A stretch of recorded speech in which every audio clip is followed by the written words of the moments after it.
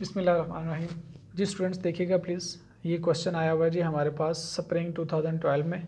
Requirement में कहता है compute cost of sales and inventory at January 31st 2012, apply following basis of inventory valuation. Number 1 FIFO, number 2 weighted average. कहता है average is updated after every transaction. ये उसने खुद बता दिया लेकिन अब नहीं बताता वो कर क्या रहे हैं। हम कॉस्ट फार्मूला देख रहे हैं। दूसरे लफ्ज़ों में हम स्टोर कार्ड बना रहे हैं। तीसरे लफ्ज़ों में हम इन्वेंट्री की मूवमेंट को रिकॉर्ड कर रहे हैं। स्टैंडर्ड हमें दोनों ऑप्शंस देता है। कहता है कि आप FIFO मेथड से भी कर सकते हैं और वेटेड एवरेज से भी कर सकते हैं। हमारे सवाल में भी देखिएगा उसने FIFO भी कहा है और यहाँ पे मैं कर लेता हूँ ये एफको मेथड से। एफको मतलब एवरेज कॉस्टिंग, ठीक है, या इसको वेटेड एवरेज मेथड भी कह सकते हैं, वेटेड एवरेज। ओके, अब क्वेश्चन देखिएगा जी। इंट्रोडक्टरी पैराग्राफ में कहता है on 1 January 2012 a company held 300 units of an item of finish goods inventory.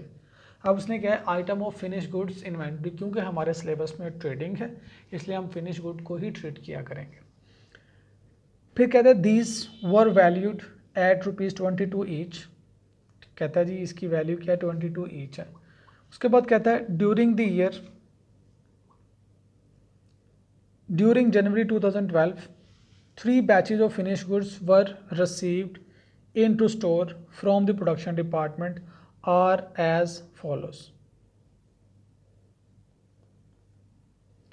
पहला बैच रिसीव हुआ जी 10 जनवरी को 400 यूनिट्स का, और पर यूनिट प्रोडक्शन कॉस्ट, ऊपर देखिएगा हेडिंग लिखा हुआ प्रोडक्शन कॉस्ट पर यूनिट 23 रुपये का एक यूनिट कॉस्ट किया। दूसरा बैच 20 जनवरी को रिसीव हुआ, 400 यूनिट्स रिसीव हुए हैं, 25 रुपये का एक है जी। 25 जनवरी को 400 यूनिट्स रिसीव हुए हैं और प्रोडक्शन कॉस्ट पर यूनिट क्या है 26। फिर नेक्स्ट कहता है good sold out of inventory during January 2012 were as follow. जनवरी के महीने की सेल्स बता दी। कहता है 14 जनवरी को 500 यूनिट्स बिके 31 रुपये के हिसाब से।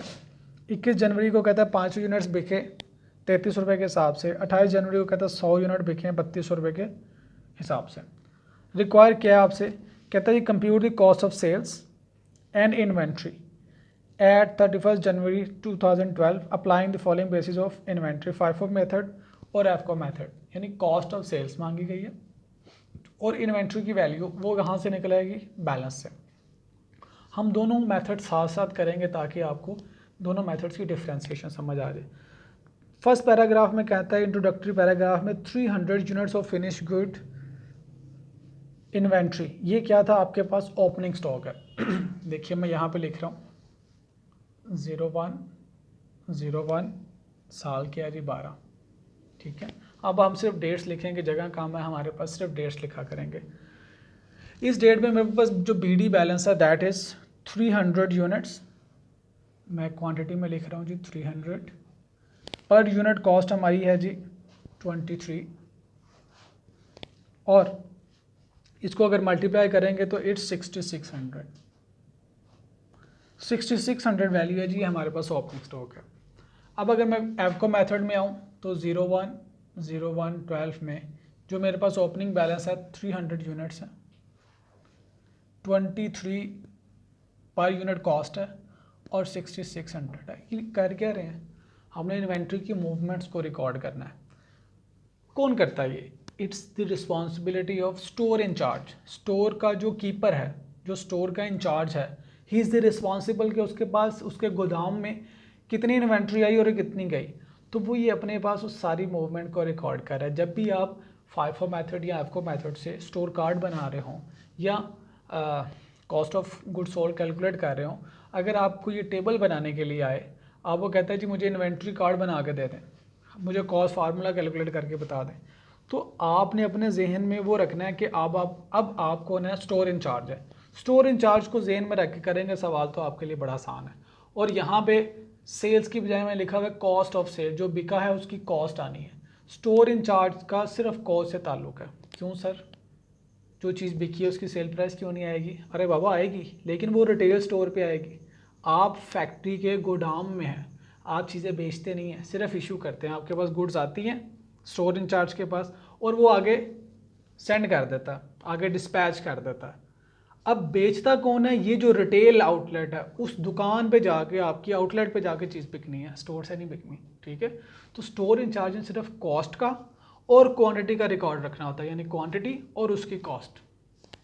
अब देखिएगा जी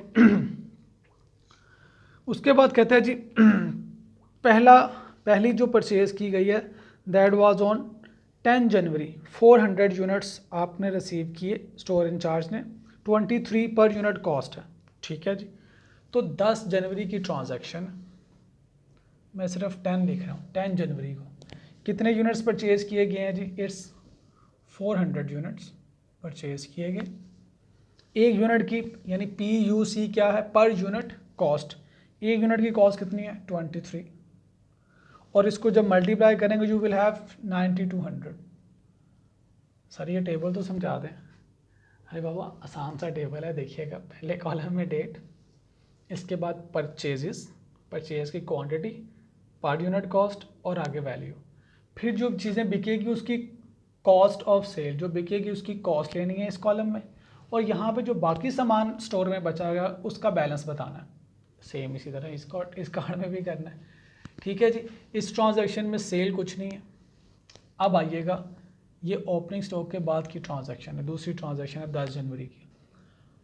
फाइफो मेथड में क्या करना है, आपने सारी गुड्स को अलग अलग से लिखना है। ये 300 गुड्स ऑलरेडी स्टॉक में पड़ी थी, ठीक है, 23 के हिसाब से, और इनकी वैल्यू थी 6600। नई ख़रीदी आपने 400, लिख रहा हूँ 400, 23 के हिसाब से ख़रीदी है आपने जी। कॉस्ट कितनी बताई गई है जी? अच्छा ओपनिंग स्टॉक 22 है, सॉरी जी, ओपनिंग स्टॉक की वैल्यू है 22, जो ख़रीदी गई है वो 23 से। ओपनिंग स्टॉक 22, जो ख़रीदी गई है 23, 400 को 23 से मल्टीप्लाई करें, यू विल हैव 9200। ये आपने क्या किया है, पहली ट्रांजैक्शन को रिकॉर्ड कर लिया, ठीक है। फाइफो मेथड में स्टॉक में जितनी भी आइटम्स हैं उनको अलग अलग से लिखना है, 22 रुपये वाली अलग से, 23 रुपये वाली अलग से। अब आइएगा एफको मेथड में, यही ट्रांजैक्शन देखिए, जब मैं एफको मेथड में रिकॉर्ड करूँगा तो 10 जनवरी को ट्रांजैक्शन हुई, 400 यूनिट्स रिसीव हुए, एक यूनिट की कॉस्ट कितनी थी? 23, टोटल कितने हैं? 9200, ठीक है। मूवमेंट को रिकॉर्ड कर रहा हूँ। अब इन्वेंट्री की मूवमेंट क्या है? स्टॉक इन, और दूसरी movement stock out, stock in out, ये मूवमेंट है। अब यहाँ पे कुछ नहीं आना जी। बैलेंस में अब देखिए यहाँ पे डिफरेंस है। बैलेंस में क्या लिखना है मैंने? 300 यूनिट्स पहले थे, 400 अब आ गए, 700 यूनिट्स, ठीक है। 6600 कॉस्ट पहले थी, 92 अब है। इन दोनों कॉस्ट को ऐड करें, इन दोनों कॉस्ट को ऐड करेंगे, यू विल हैव 15,800। 6600 को 9200 को ऐड करेंगे, यू विल हैव 15,800।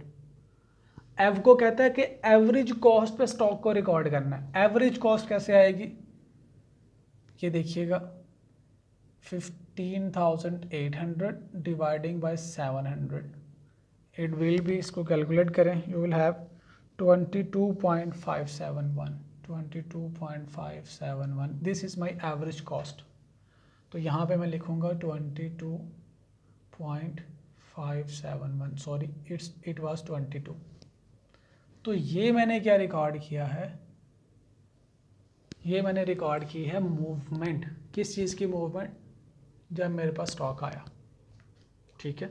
दोनों मेथड्स में क्या डिफरेंस है? फाइफो मेथड कहता है कि जो भी चीज़ें ख़रीदी हैं उनको अलग अलग से लिखना अपने पास रिकॉर्ड में, उनके रेट भी अलग अलग और उनकी वैल्यू भी अलग अलग। एवको मेथड कहता है, वेटेड एवरेज मेथड कहता है नहीं जी, जितने भी यूनिट्स उनको इकट्ठे करके लिखें। 300 पहले थे, 400 बाई 700 इकट्ठे करके लिखें। जो कॉस्ट है वो भी टोटल कर लें, 6600 प्लस 9200। ये मैंने क्या किया था, 6600 प्लस दूसरी कितनी है 9200, इन दोनों को प्लस किया, डिवाइड किया क्वांटिटी से। 366 की क्वांटिटी थी प्लस 492 की क्वांटिटी थी। ऊपर देखें टोटल कर दी कॉस्ट, नीचे टोटल क्वांटिटी, तो मेरे पास आंसर आ गया 22.571। पॉइंट समझ आया जी? This is my weighted average, जो कि आपने क्यूएम में पढ़ा था, वेटेड एवरेज, ये वो है जी। नेक्स्ट ट्रांजैक्शन देखिएगा हमारे पास किस डेट पे हुई है जी। देखिए अब 14 जनवरी पे नेक्स्ट ट्रांजैक्शन है। 14 जनवरी को कहता है जी 500 यूनिट्स बेचे गए हैं, सेल प्राइस है 31। हमारा सेल प्राइस से कोई ताल्लुक ही नहीं है। एग्जामिनर इस तरह के सवाल में हमेशा सेल प्राइस देगा, हमारा उससे कोई ताल्लुक नहीं है। अब उसकी रिकॉर्डिंग देखें, 500 यूनिट्स बेचे गए हैं, तो आइए सबसे पहले फाइफो में रिकॉर्ड करते हैं। 14 जनवरी को बेचे गए हैं जी, यहाँ पे तो कुछ नहीं लिखा जाएगा। 500 यूनिट बेचे गए हैं, पहले 300 वाले बिकेंगे। फाइफो जो फर्स्ट इन है वही पहले फर्स्ट आउट होंगे, जो पहले ख़रीदे गए हैं वही पहले बेचे जाएंगे। पहले ये 300 वाले ख़रीदे गए थे, पहले इनको बेचें, इनकी कॉस्ट आएगी, कॉस्ट ऑफ सेल, जो सेल हुए हैं उनकी कॉस्ट, जो 300 सेल हुए हैं पर यूनिट कॉस्ट क्या 22 वो लिखी मैंने, और टोटल कॉस्ट कितनी हो जाएगी 6600, ठीक है। उसके बाद हमारे बिके हैं 500, बाकी के जो 200 है वो इसमें से बिके हैं, जो 400 पड़ा हुआ था इसमें से 200 बिक गए। उनका रेट क्या था 23, 200 multiply by 23 you will have 4600। अब बाकी आपके पास स्टॉक में क्या बचा, बीइंग स्टॉक चार्ज देखिए 300 वाले तो ख़त्म हो गए, 400 में से भी 200 बिक गए, तो बाकी 400 में से 200 बचा आपके पास। 23 के हिसाब से अमाउंट इज़ 4600। ये आपने क्या रिकॉर्ड किया, स्टॉक की मूवमेंट को रिकॉर्ड किया। Purchase and sale, purchase sale, जो सेल हुआ उसकी cost, cost of sale record करनी है आपने यहाँ पे। अब एप्को मेथड में आइएगा, इसको रिकॉर्ड करते हैं जी। 14 जनवरी को ये ट्रांजैक्शन हुई है, यहाँ पे कुछ नहीं आना। कितने यूनिट सेल हुए हैं जी 500 यूनिट सेल हुए हैं, क्योंकि यहाँ पे तो एक ही किस्म के पड़े हुए हैं, रेट यही आ जाएगा 22.571। अब इन दोनों को मल्टीप्लाई करें, यू विल हैव 11,286, 11,286। बाकी कितने यूनिट्स बच गए हैं 200, रेट क्या रहेगा 22.571। 200 को इससे मल्टीप्लाई करेंगे, यू विल हैव 4514। ये मैंने सेल्स की मूवमेंट को रिकॉर्ड कर दिया। जो यूनिट स्टोर इंचार्ज के पास से चले गए उसने उसको आउट में लिख दिया, यानी कॉस्ट ऑफ सेल में लिख दिया यूनिट्स, या उसकी कॉस्ट इतनी वैल्यू थी, बाकी इसके पास बच गए। एवरेज मेथड, यानी अब ये रेट कब चेंज होता है आपको मेथड में, जब भी नई परचेज करेंगे तो ये रेट चेंज हो जाएगा, सेल करेंगे तो रेट में कोई चेंज नहीं आना, ये बात याद रखिएगा, छोटी छोटी टिप्स हैं। नेक्स्ट देखिएगा जी, हमारे पास अगली ट्रांजैक्शन की गई है 20 जनवरी को 400 क्वांटिटी ख़रीदी गई है, पर यूनिट रेट इज़ 25, तो 10,000 रुपये की बनती है जी। डेट है हमारे पास 20 जनवरी, 20 जनवरी को ख़रीदी गई, क्वांटिटी इज़ 400 क्वांटिटी ख़रीदी, पर यूनिट रेट इज़ 25, तो टोटल कितने हो गए आपके पास 10,000,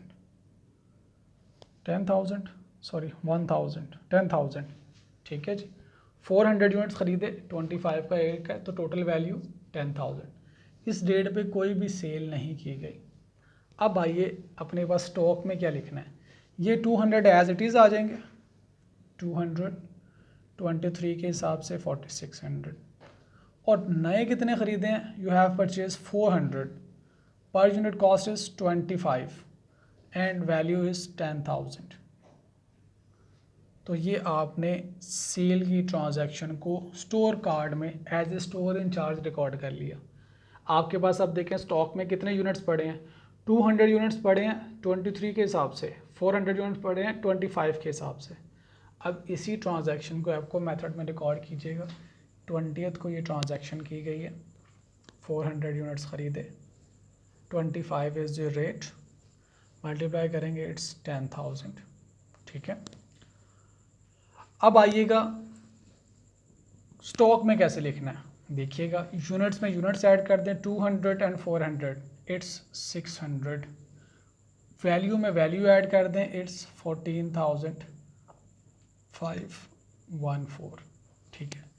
अब ये जो रेट है ये कैसे आएगा, टोटल वैल्यू को टोटल क्वांटिटी से डिवाइड कर दें, इस तरह से भी कर सकते हैं 14514 dividing by 600 is equal to, rate आपके पास आ जाएगा जी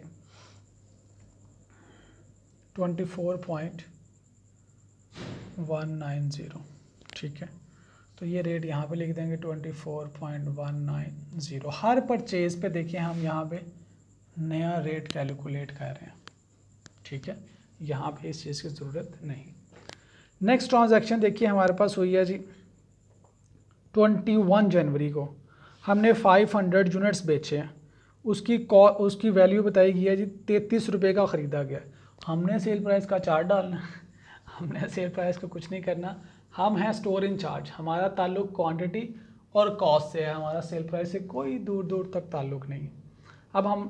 अब सेल हुई है तो हमने उसकी क्वांटिटी को आउट करना है। मैं गोदाम में बैठा हूँ, सेल हुई है रिटेल में से, वो कहते हैं ये आया आपके पास डिस्पैच नोट, ये इतनी गुड्स डिस्पैच कर दें, तो मैं अपने पास रिकॉर्ड कर लूँगा।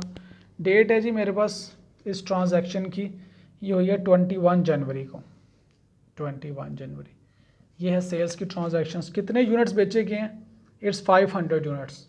अब 500 यूनिट्स बेचे गए हैं। FIFO कहता है पहले फर्स्ट इन फर्स्ट आउट, ये जो पहले ख़रीदे हुए पहले ये जाएंगे, 200 चले गए, इनका रेट था 23 की वैल्यू थी 4600। बाकी ये कहाँ से गए? इस 400 में से, तो 300 जाएंगे, रेट इज़ 25, तो टोटल करेंगे तो यू विल हैव 7500। अब बैलेंस कैसे लिखेंगे? 400 में से 300 बिक गए, बाकी कितने बचे? 100, इसमें से 100 बच के, इनका रेट था 25, मल्टीप्लाई करेंगे तो यू विल हैव 2500। ठीक है जी, एफको मेथड में आइएगा। 21 को सेल हुई है, 500 यूनिट्स सेल हुए हैं, तो 500 units, rate as it is 24.190, rate as it is. इन दोनों को मल्टीप्लाई करेंगे, you will have cost of rupees 12095। बाकी क्या बचा? 100 यूनिट्स, रेट वही 24.190, को मल्टीप्लाई करेंगे तो यू विल हैव 2419। एफको मेथड कहता है जी मेरे पास टोटल 100 यूनिट्स पड़े हैं।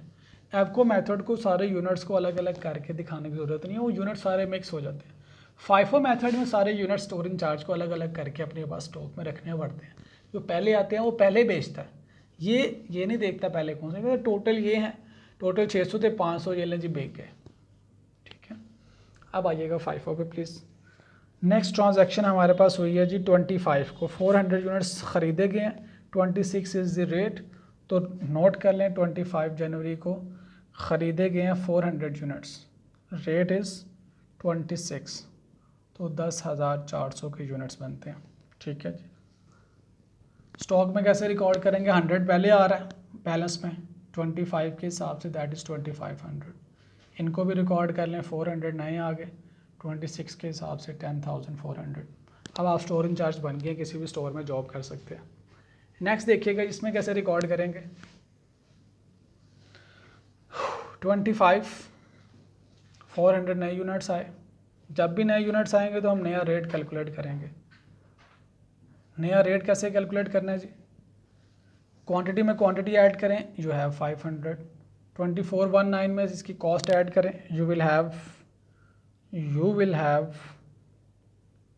Total of rupees 12819। अब 12819 total value dividing by total quantity. Total value कहाँ से आई? वैल्यू में वैल्यू ऐड की तो टोटल वैल्यू, क्वांटिटी में क्वांटिटी ऐड की तो टोटल क्वांटिटी, डिवाइड करेंगे जो है एवरेज रेट, दैट इज़ 25.638। ये रेट यहाँ पे इस्तेमाल करेंगे 25.638।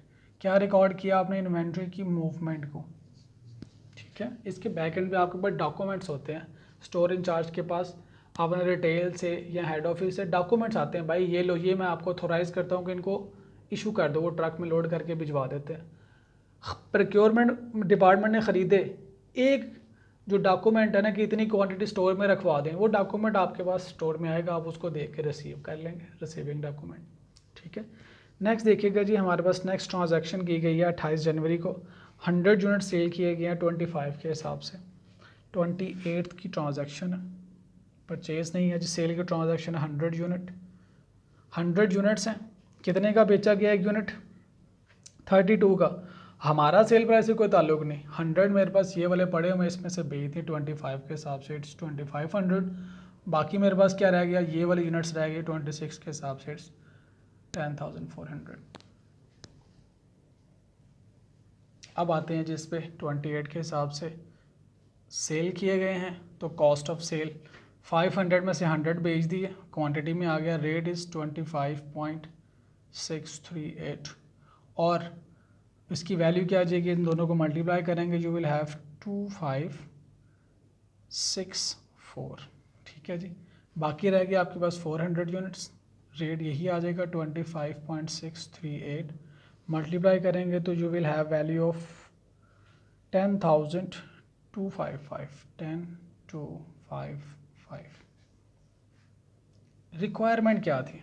रिक्वायरमेंट में कहता है ड्यूरिंग द पीरियड जो भी आपने सेल्स किया उसकी कॉस्ट बता दें, तो कॉस्ट ऑफ सेल इन सबको ऐड कर लें तो आपके पास टोटल कॉस्ट ऑफ सेल आ जाएगी। इन सबको टोटल करें जी, आपके पास क्या आएगा, यू विल हैव 25,800। ये जितने भी यूनिट्स बेचे गए हैं उनकी कॉस्ट आ गई, इस कॉलम के टोटल कहते हैं कॉस्ट ऑफ सेल्स। और क्लोजिंग स्टॉक की वैल्यू क्या है, this is my value of closing stock. मेरे पास 400 यूनिट्स पड़े हैं, 2600 रुपये के हिसाब से पड़े हैं, 10,400 की वैल्यू, इसने फाइनेंशियल स्टेटमेंट में जाना है। जो हम ट्रेडिंग अकाउंट में लिखते थे, कॉस्ट ऑफ सेल में से माइनस किया और उसको करंट एसेट में क्लोजिंग स्टॉक के नाम पे लिखा, वो ये इन्वेंट्री है। ठीक है जी, ये हमारे पास महीने के एंड पे बच गया। अब यहाँ से इसको टोटल कर लें, कॉस्ट ऑफ सेल्स के कॉलम को, आपके पास कॉस्ट ऑफ सेल्स आ जाएगी, टोटल करें, वी विल हैव 25,945, ये आ गई हमारे पास कॉस्ट ऑफ सेल। और ये कॉस्ट ऑफ सेल का टोटल सेल्स प्राइस, सेल्स के रेवेन्यू में से ये कॉस्ट माइनस होगी तो ग्रॉस प्रॉफिट आ जाएगा। और क्लोजिंग स्टॉक कितने का है, 10,255 का। अब देखिए 10,255, 10,400, कितना फ़र्क है, 145 का, इग्नोरेबल। तो अकाउंटिंग आपको दोनों फार्मूलास बताती है, आप चाहे इस तरह से रिकॉर्डिंग कर लें, चाहे इस तरह से, फ़र्क कोई नहीं पड़ना, अल्टीमेटली अमाउंट मैच हो जानी है। ये जो कॉस्ट है इसने अपने रेवेन्यू के साथ मैच हो जाना। ठीक है, तो इस स्टोर कार्ड से हमें दो चीज़ें मिल रही हैं, क्या क्या, एक तो कॉस्ट ऑफ सेल्स की वैल्यू मिल रही है और एक हमें मिल रहा है क्लोजिंग स्टॉक। ठीक है, आपका एग्जामिनर यहाँ पर रुकता नहीं है, यहाँ से आगे भी लेके जाता है, कहता है ये तो कॉस्ट है, फिर इसकी बताएगा NRV। अब कहेगा इन दोनों में से लोअर पर रिकॉर्ड करें, तो कर देंगे, कोई इशू नहीं, हमें पता है। तो हमें सबसे पहले तो ये स्टोर कार्ड बनाने आने चाहिए। आई बिलीव कि आपको आगे सिर्फ एवको मेथड में ये याद रखना है कि जब भी नई परचेज़ की जाएगी, हर नई परचेज़ का सर नया रेट। और फाइफो मेथड में ये याद रखना है कि क्वांटिटीज़ को अलग अलग करके रखना है। जब इशू करेंगे, सेल करेंगे, तो पहले ख़रीदी हुई वाली क्वांटिटी पहले इशू करेंगे। ठीक है, थैंक यू।